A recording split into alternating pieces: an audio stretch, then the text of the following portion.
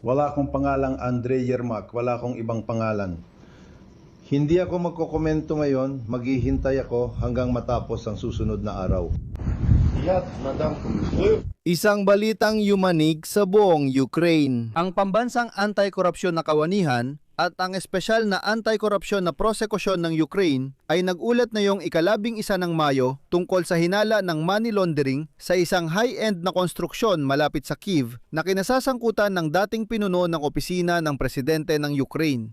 Pinagsamang datos mula NABU at SAP na yung araw lumabas ang mga larawan ng pagsalakay kung saan nakita ang dating makapangyarihang utak sa likod ng opisina ng presidente. Lumilinaw na si Andre Yermak ang inabutan ng abiso ng hinala at hindi pa rin nakarating sa sandatang lakas ng Ukraine kahit ipinangako niya.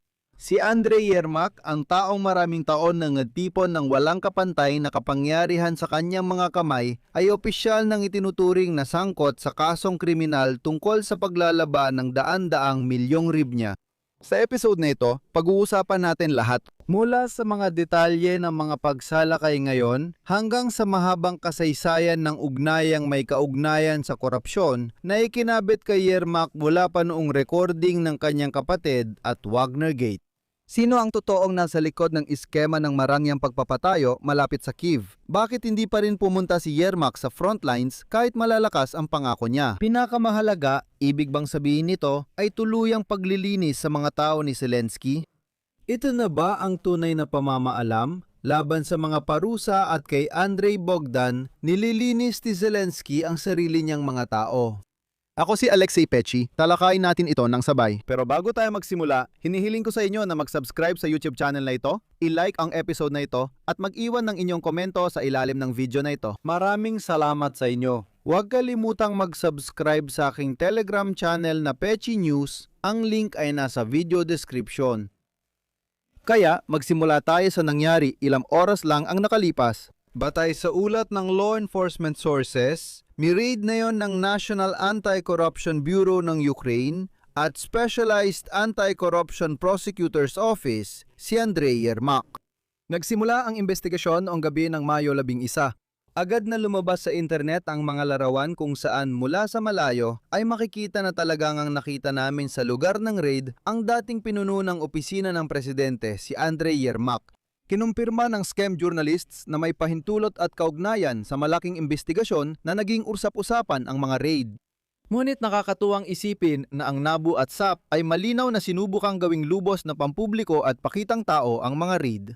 Dahil sa lugar ng pangyayari, sa isang kakaibang pagkakataon, pero syempre hindi naman talaga, nakita roon ng mga kilalang investigador na sina Yuri Nikolov at Mikhail Tkach mula sa Ukrainskaya Pravda.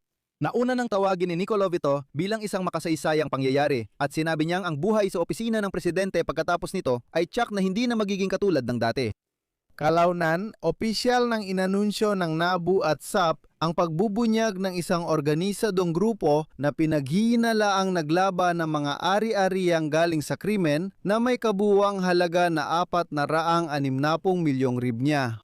At ayon sa investigasyon, si Andre Yermak ang pangunahing kasapi ng grupong ito. Ang pinag-uusapan dito ay ang pagpapatupad, isang proyekto ng high-end na konstruksyon sa labas ng Kyiv. At alam mo, hindi ako nagpapahiwatig ng kahit ano. Pero kamakailan lang, nakita nating lahat ang mga bagong recording ni Mindich kung saan nalaman natin na sa labas ng Kiev ay may mga kakaibang high-end na bahay na itinatayo para sa ilang hindi kilalang tao. Sina Andrei at Vova. Hindi muna ako magkokomento ngayon. Hintayin na lang natin ang mga susunod na araw. Ako sa ngayon, ikaw na. Hindi mo na natatanggap ang dosis, mukhang mas marami na. Kaysa sa Kiev, lahat ng... Ayon sa NABU at SAP, nahuli nilang grupong sangkot sa pag-legalize ng 460 milyong hryvnia sa high-end na konstruksyon malapit sa Kyiv sa residential na complex na dinastiya. Nandoon ba bahay mo o bahay nila, Presidente Mindich Chernyshov? Wala akong kahit isang bahay. Isa lang ang apartment ko at isang sasakyan na nakikita nyo rito. Si Mindich ang napondo sa pagpapatayo ng kupreta sa dinastiya gamit ang perang pwedeng sana sa investigasyon. Nagtatanong lang ako bilang mamamahayag. Totoo ba na isang sirano? Sa mga bagay na iimbestigahan. Marami ka na ring narinig na iba't ibang haka-haka. Gusto naming malaman kung ano ang napapala mo. Ang pangalan ko ay Andre Yermak. Wala akong ibang pangalan. At natanggap po na ba ang formal na abiso ng hinala, Andre Yermak? Batay sa investigasyon, ang kilos ng pinaghihinalaan ay kabilang sa bahagi 3 ng Artikulo 209 ng Kodigo Penal ng Ukraine. Ito ay legalisasyon, ibig sabihin ay paglalaban ng malaking halaga ng kita. Ang parusa sa artikulong ito ay naglalaan ng hanggang 12 taon ng pagkakakulong na may kumpiskasyon ng ari-arian.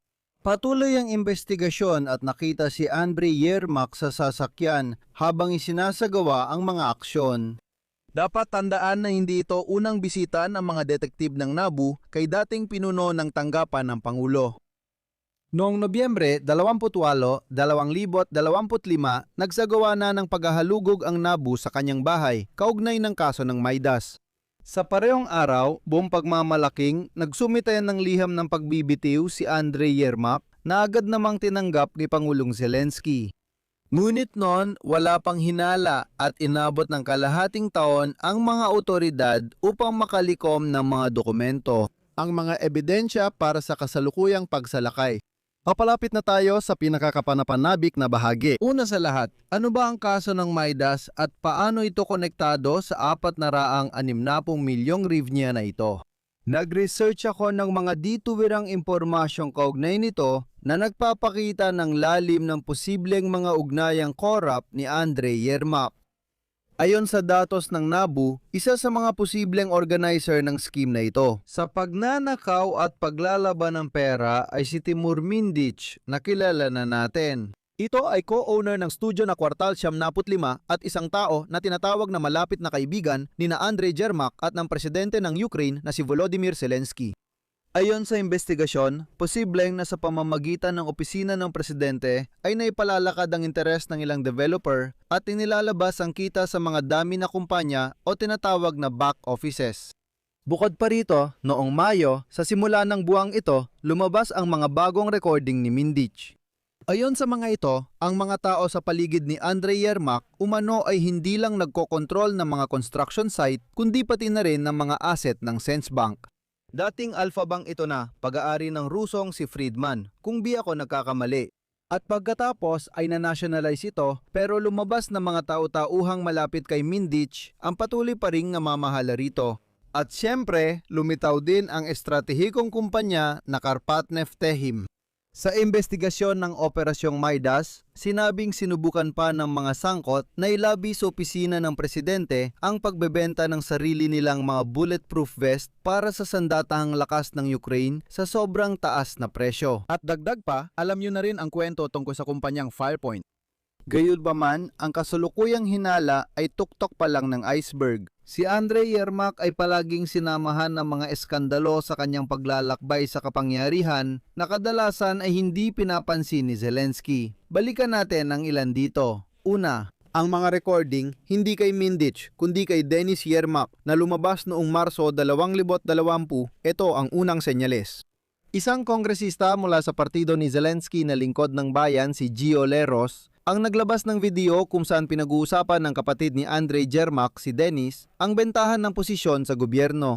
Noon, tinakpan ng kaso, binago ang kwalifikasyon bilang panlilinlang, pinalampas lahat, at si Gio Leros ay ginawang kaaway ng sistema o ng tanggapan ng Pangulo. Ngunit doon unang narinig ng Ukraine ang tungkol sa bentahan ng impluensya sa tanggapan ng Pangulo. Pangalawa, Wagnergate. Hindi mo malilimutan ang palpak na operasyon sa pagguli ng mga Russian mersenaryo ng Wagner Group. Diretsahang sinabi ng dating pinuno ng intelihensya na si Vasily Burba, si Andre Yermak mismo ang nag-utos na ipagpaliban ang operasyong ito, na siyang naging dahilan ng pagkabigo nito. Kinumpirma ng Bellingcat na mula sa opisina ng Pangulo ang inisyatibang ipagpaliban ng operasyon. Nananatiling hindi pa rin masagot kung pagtataksil sa bayan pabor sa Federasyong Ruso ito at ang kasong ito ay naisantabi rin at basta na lang nakalimutan ng lahat. Ikatlo, negosyong Ruso at Ragimov. Kahit noong siya ay nanunungkulan. Noong malawakang digmaan, pinaalalahanan ng mga investigador ng proyektong Skemi ang tungkol sa koneksyon ni Yermak kay Rahamim Emanuilov. Isa siyang negosyantang Ruso na konektado kay Ilgam Ragimov, kaklase mismo ni Vladimir Putin.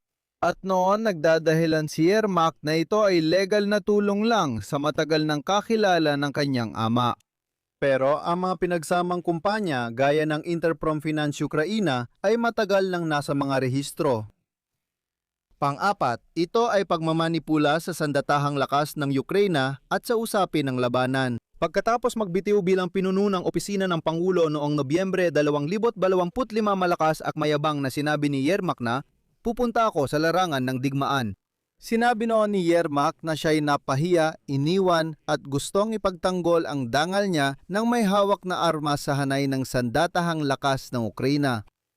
Pero noong Enero 2026, inilabas ng mambabatas na si Yaroslav Zeleznyap ang sagot ng Ministry ng Depensa ng Ukraina. Hindi nagpunta si Yermak sa alinmang tanggapan ng pagpapakilos, hindi siya nagpamobilisa, at syempre wala namang nakakita sa kanya sa larangan ng digmaan. Pagkatapos, sinabi ni Andrei Yermak na siya na ang pangunahing abogado ng sandatahang lakas ng Ukraina na parang siya na rin ang nagbigay ng titulo sa sarili niya. Pero may mga tanong sa kwentong ito. Bakit na ba ngayon lang inilantad si Yermak? Una sa lahat, posible na may kinalaman dito ang pressure mula sa kanluran. Paulit-ulit na ipinahiwatig ng administrasyon ni Trump na isinusulong ang planong pangkapayapaan na ayaw nilang makatrabaho ang mga toxic na tao sa paligid ni Zelensky. Posibleng naging sagabal si Yermak sa diplomasya, lalo na't si Rustem Umerov na ngayon ang namamahala rito. Sa totoo, may isa pang sangkot sa kwentong ito. Pangalawa, sa tingin ko, ang NABU at SAP ay sa wakas ay naramdaman ng tunay na kalayaan matapos humina ang impluensya ng opisina ng Pangulo noong 2025. At gusto ko ring maniwala na ang mga pagsalakay at hinala ngayon ay isang senyales sa lahat na wala ng mga hindi naaabot ng batas.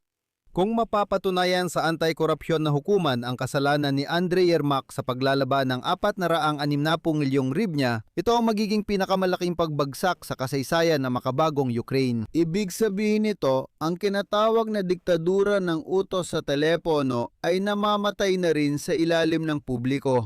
Pero narito ang tanong, si Andrei Yermak ba ay simula pa lang o sa kanya lang nila isisisi ang lahat? Paalala ko lang, nakaunti lang ang nakalipas, nagpatupad si Vladimir Zelensky ng mga sanksyon laban sa isa pa niyang dating pinuno ng opisina ng Pangulo, si Andrei Bogdan. At hindi pa nga niya ipinaliwanag kung bakit ipinataw ang mga sanksyong iyon.